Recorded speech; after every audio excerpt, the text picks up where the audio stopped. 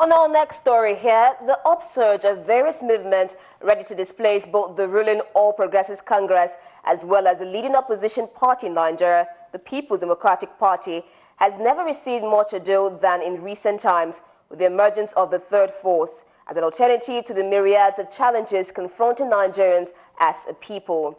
With this reawakening, in this special report, correspondent John Felix takes a look at the various alternatives and the challenges of Nigeria's quest for nationhood.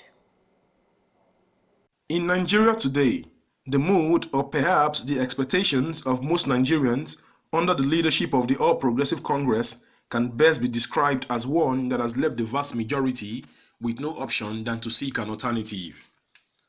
From the Red Card movement to the Nigerian Intervention movement, and the most recent, the Coalition for Nigerian Movement, as championed by former President Olusegun Obasanjo.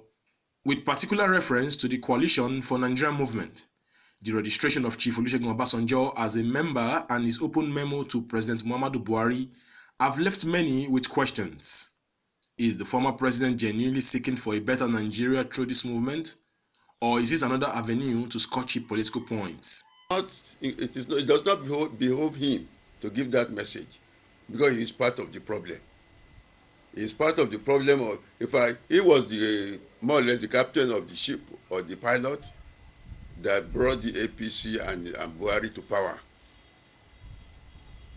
In fact, I can say that Obasanjo has been the problem of this country ever since his service as a military head of state. He is not trying to solve Nigeria's problem. He is trying to always create something around himself, try to be the Messiah for Nigeria. But it's some kind of Messiah. It's a Messiah that leads the nation to disaster, not to a promised land. Now, it is true, President Obasanjo, former, wrote a letter criticizing our present president. I think if he had done that from a genuine conviction, it's not bad. Of course, I believe those who are members of the present political regime, if they will sit down and x-ray their opinions and what they have done for this past 3.5 years or 2.5 years, they will know not all that they promised when they were coming on board are being fulfilled right now. So I want to believe, regardless of what Obasanjo, of course he was a former president, he also has so many questions to answer, because when he was there were a few things he should have done, which he didn't. Having identified that a vast majority of Nigerian politicians are in government for their personal gains, can this be the best bet for Nigerian youths to play meaningful and significant roles in the leadership and governance of the country in all ramifications? One question that comes to mind is what this movement, when fully established, will have in store for Nigerians at this critical time. If what we have tried in the past have not taken us to the promised land, we have to try something else.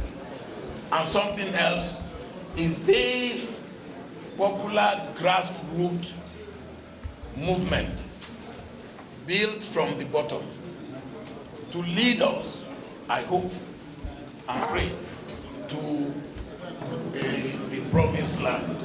The youth have a stake in this country because their future is what is being toyed with. So the youth in particular have a responsibility, as I've always said, to come together and push all these rogues and vagabonds in power, push them aside, and let us have a new movement, a positive movement, people with a vision, a positive vision for a better Nigeria. Nigeria has a historic role to play in Africa, in the world. I see a new Nigeria in the hands of God. In the hands of God. Do you see? I see. Only time will tell if this movement will bet the radical and fundamental ideological reforms in Nigeria's constitutional democracy, governance system, and political culture. John Felix, Galaxy News, Abeokuta, Ogun State.